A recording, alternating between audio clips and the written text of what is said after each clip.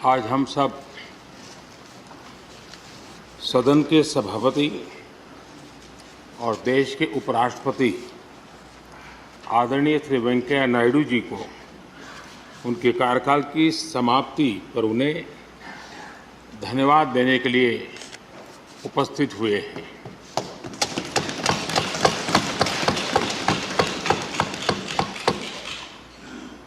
ये इस सदन के लिए बहुत ही भावुक पल है। सदन के कितने ही ऐतिहासिक पल आपकी गरिमामय उपस्थिति से जुड़े हुए हैं। फिर भी अनेक बार आप कहते रहे हैं, I have retired from politics but not tired from public life. और इसलिए इस सदन को नेतृत्व देने की आपकी जिम्मेदारी भले ही पूरी हो रही हो, लेकिन आपके अनुभवों का लाभ भविष्य में सुदीर्घ काल तक देश को मिलता रहेगा। हम जैसे अनेक सार्वजनिक जीवन के कार्यकर्ताओं को भी मिलता रहेगा। आदरणीय सभापति महोदय, आज़ादी के अमृत महोत्सव में आज जब देश अपने अगले 25 वर्षों की नई यात्रा शुरू कर रहा है, तब देश का नेतृत्व भी एक तरह से एक नए युग के हाथों में है। हम सब जानते हैं कि इस बार हम एक ऐसी 15 अगस्त मना रहे हैं जब देश के राष्ट्रपति, उपराष्ट्रपति, स्पीकर, प्रधानमंत्री सबके सब वो लोग हैं जो आज़ाद भारत में पैदा हुए हैं।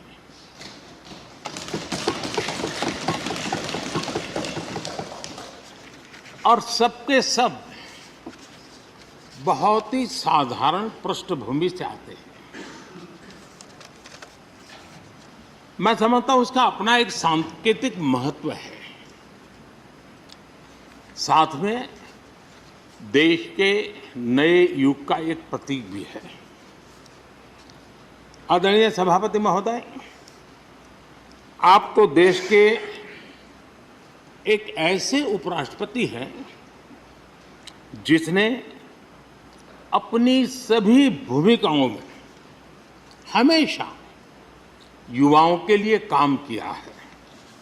आपने सदन में भी हमेशा युवा सांसदों को आगे बढ़ाया, उन्हें प्रोत्साहन दिया। आप लगातार युवाओं के संवाद के लिए यूनिवर्सिटीज और इंस्टीट्यूशंस लगातार जाते रहे हैं। नई पीढ़ी के साथ आपका एक निरंतर कनेक्ट बना हुआ है और युवाओं को आपका मार्गदर्शन भी मिला है और युवा भी आपको मिलने के लिए हमेशा उत्सुक रहे हैं। इन सभी संस्थानों में आपकी लोकप्रियता भी बहुत रही है। मुझे बताया गया कि वाइस प्रेसिडेंट के रूप में आपने सदन के बाहर जो भाषण दिए, उनमें करीब 25% युवाओं के बीच में रहे हैं। ये भी अपने आप में एक बहुत बड़ी बात है। आदरणीय सभापति महोदय, व्यक्तिगत रूप से मेरा ये सौभाग्य रहा है कि मैंने बड़े निकट से आपको अलग अलग भूमिकाओं में देखा है। बहुत सारी आपकी भूमिका ऐसी भी रही जिसमें आपके साथ कंधे से कंधा मिलाकर कार्य करने का भी मुझे सौभाग्य मिला है। पार्टी कार्यकर्ता के रूप में आपकी वैचारिक प्रतिबद्धता रही हो, एक विधायक के रूप में आपका कामकाज हो, सांसद के रूप में सदन में आपकी सक्रियता हो, भारतीय जनता पार्टी के अध्यक्ष के रूप में आपका सांगठनिक कौशल्य और लीडरशिप की बात हो, कैबिनेट मंत्री के रूप में आपकी मेहनत, नवाचार का आपका प्रयास और उससे प्राप्त सफलताएं देश के लिए बहुत उपकारक रही है, या फिर उपराष्ट्रपति और सदन में के सभापति के रूप में आपकी गरिमा और आपकी निष्ठा। मैंने आपको अलग अलग जिम्मेदारियों में बड़े लगन से काम करते हुए देखा है। आपने कभी भी किसी भी काम को बोझ नहीं माना। आपने हर काम में नए प्राण फूंकने का प्रयास किया है। आपका जज्बा, आपकी ये लगन हम लोगों ने निरंतर देखी है। मैं इस सदन के जरिए प्रत्येक माननीय सांसद और देश के हर युवा से कहना चाहूंगा कि वो समाज, देश और लोकतंत्र के बारे में आपसे बहुत कुछ सीख सकते हैं।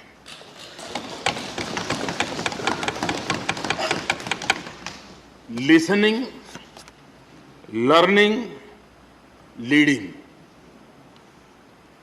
कनेक्टिंग, कम्युनिकेटिंग, चेंजिंग और रिफ्लेक्टिंग,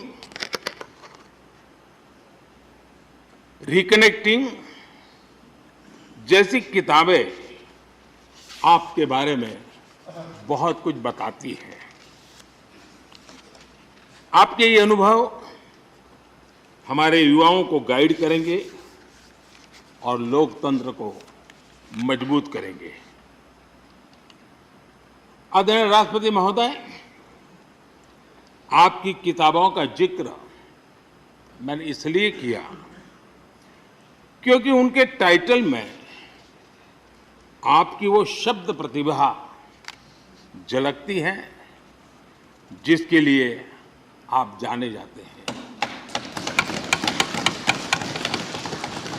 आपके वन लाइनर्स, बीट लाइनर्स होते हैं और विन लाइनर्स भी होते हैं।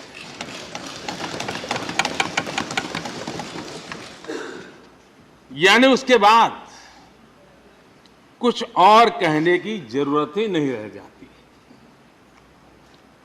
Your each word is heard, preferred and reward and never countered.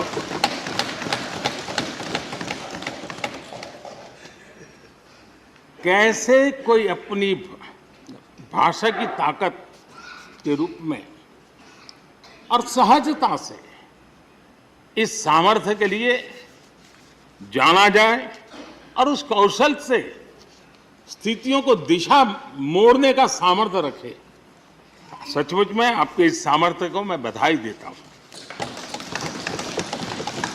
साथियों, हम जो भी कहते हैं वो महत्वपूर्ण तो होता ही है, लेकिन जिस तरीके से कहते हैं उसकी अहमियत ज्यादा होती है। किसी भी संवाद की सफलता का पैमाना यही है कि उसका गहरा इम्पैक्ट हो, लोग उसे याद रखें और जो भी कहें उसके बारे में लोग सोचने के लिए मजबूर हो।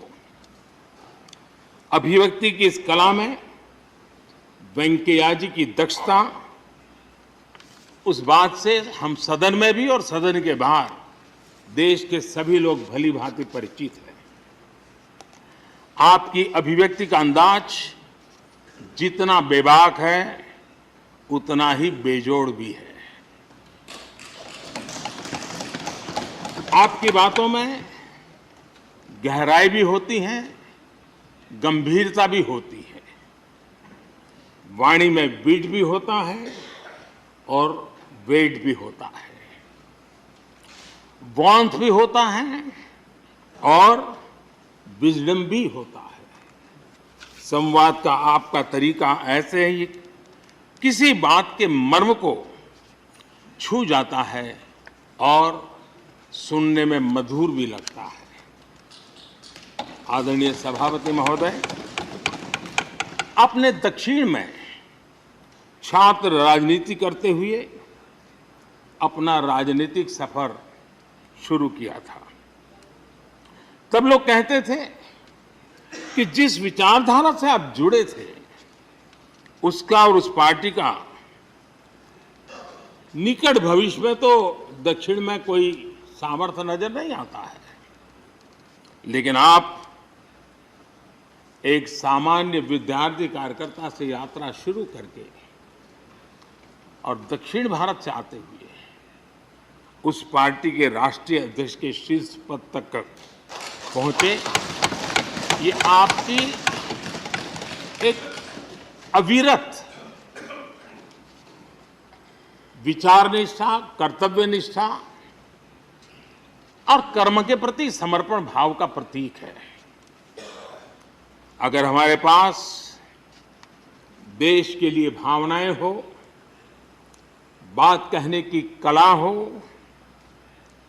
भाषाई विविधता में आस्था हो, तो भाषा क्षेत्र हमारे लिए कभी भी दीवार नहीं बनती हैं। ये आपने सिद्ध किया है। आदरणीय सभापति महोदय, आपकी कही एक बात बहुत लोगों को याद होगी, मुझे तो विशेष रूप से याद है। मैंने हमेशा सुना है आप मातृभाषा को लेकर के बहुत ही टची रहे हैं, बड़े आग्रही रहे हैं, लेकिन उस बात को कहने का आपका अंदाज भी बड़ा खूबसूरत है। जब आप कहते हैं कि मातृभाषा आंखों की रोशनी की तरह होती है, मातृभाषा आंखों की रोशनी की तरह होती है, और आप आगे कहते हैं और दूसरी भाषा चश्मे की तरह होती है। ऐसी भावना हृदय की गहराई से ही बाहर आती है। वेंकैया जी की मौजूदगी में सदन की कार्रवाई के दौरान हर भारतीय भाषा को विशिष्ट अहमियत दी गई है। आपने सदन में सभी भारतीय भाषाओं को आगे बढ़ाने के लिए काम किया। सदन में हमारी सभी 22 शेड्यूल लैंग्वेज में कोई भी माननीय सदस्य बोल सकता है, उसका इंतजाम आपने किया। आपकी ये प्रतिभा, आपकी ये निष्ठा आगे भी सदन के लिए एक गाइड के रूप में हमेशा हमेशा काम करेगी। कैसे संसदीय और शिष्ट तरीके से भाषा की मर्यादा में कोई भी अपनी बात प्रभावी ढंग से कह सकता है, इसके लिए आप प्रेरणापुंज बने रहेंगे। आदरणीय सभापति महोदय, आपकी नेतृत्व क्षमता, आपके अनुशासन ने इस सदन की प्रतिबद्धता और प्रोडक्टिविटी को नई ऊंचाई दी है। आपके कार्यकाल के वर्षों में राज्यसभा की प्रोडक्टिविटी 70% बढ़ी है। सदन में सदस्यों की उपस्थिति बढ़ी है। इस दौरान करीब करीब 177 बिल पास हुए या उन पर चर्चा हुई, जो अपने आप में कीर्तिमान है। आपके मार्गदर्शन में ऐसे कितने ही कानून बने हैं जो आधुनिक भारत की संकल्पना को साकार कर रहे हैं। आपने कितने ही ऐसे निर्णय लिए हैं जो अपर हाउस की अपवर्ड जर्नी के लिए याद किए जाएंगे। सचिवालय के काम में और अधिक एफिशिएंसी लाने के लिए भी आपने एक समिति का भी गठन किया। इसी तरह राज्यसभा सचिवालय को सुव्यवस्थित करना, इंफॉर्मेशन टेक्नोलॉजी को बढ़ावा देना, पेपरलेस काम के लिए ई ऑफिस सिस्टम को लागू करना, आपके ऐसे कितने ही काम हैं जिनके जरिए उच्च सदन को एक नई ऊंचाई मिली है। आदरणीय सभापति महोदय, हमारे यहाँ शास्त्रों में कहा गया है, न सा सभा यत्र न सन्ति वृद्धा न ते ये न वदन्ति धर्मम। अर्थात जिस सभा में अनुभवी लोग होते हैं वही सभा होती है, और अनुभव लोग वही है जो धर्म यानी कर्तव्य की सीख दें। आपने मार्गदर्शन में राज्यसभा ने इन मानकों को पूरी गुणवत्ता से पूरा किया है। आप माननीय सदस्यों को निर्देश भी देते थे और उन्हें अपने अनुभवों का लाभ भी देते थे, और अनुशासन को ध्यान में रखते हुए प्यार से डांटते भी थे। मुझे विश्वास है कि किसी भी सदस्य ने आपके किसी भी शब्द को कभी अन्यथा नहीं लिया। ये पूंजी तब पैदा होती है जब व्यक्तिगत जीवन में आप उन आदर्शों और मानकों का पालन करते हैं। आपने हमेशा इस बात पर बल दिया कि संसद में व्यवधान एक सीमा के बाद सदन की अवमानना के बराबर होता है। मैं आपके इन मानकों में लोकतंत्र की परिपक्वता को देखता हूं। पहले समझा जाता था कि अगर सदन में चर्चा के दौरान शोरगुल होने लगे तो कार्यवाही को स्थगित कर दिया जाता है, लेकिन आपने संवाद, संपर्क और समन्वय के जरिए न सिर्फ सदन को संचालित किया बल्कि उसे प्रोडक्टिव भी बनाया। सदन की कार्यवाही के दौरान जब सदस्यों के बीच कभी टकराव की परिस्थिति पैदा होती थी तो आपसे बार बार सुनने को मिलता था, let the government propose, let the opposition oppose and let the house dispose. इस सदन को दूसरे सदन से आए विधेयकों पर निश्चित रूप से सहमति या असहमति का अधिकार है। यह सदन उन्हें पास कर सकता है, रिजेक्ट कर सकता है या अमेंड कर सकता है, पर उन्हें रोकने की, बाधित करने की परिकल्पना हमारे लोकतंत्र में नहीं है। आदरणीय सभापति महोदय, हमारी तमाम सहमतियों और असहमतियों के बावजूद आज आपको विदाई देने के लिए सदन के सभी सदस्य एक साथ उपस्थित हैं। यही हमारे लोकतंत्र की खूबसूरती है। ये आपके लिए इस सदन के सम्मान का उदाहरण है। मैं आशा करता हूं कि आपके कार्य, आपके अनुभव आगे सभी सदस्यों को जरूर प्रेरणा देंगे। अपने विशिष्ट तरीके से आपने सदन चलाने के लिए ऐसे मानदंड स्थापित किए हैं जो आगे इस पद पर आसीन होने वालों को प्रेरित करते रहेंगे। जो लेगेसी आपने स्थापित की है, राज्यसभा उसका अनुसरण करेगी, देश के प्रति अपने जवाबदेही के अनुसार कार्य करेगी। इसी विश्वास के साथ आपको पूरे सदन की तरफ से, मेरी तरफ से अनेक अनेक शुभकामनाएं देता हूं। और आपने देश के लिए जो कुछ भी किया है, इस सदन के लिए जो कुछ भी किया है, इसके लिए सबकी तरफ से ऋण स्वीकार करते हुए मैं आपका धन्यवाद करता हूं। बहुत बहुत शुभकामनाएं। धन्यवाद प्रधानमंत्री जी।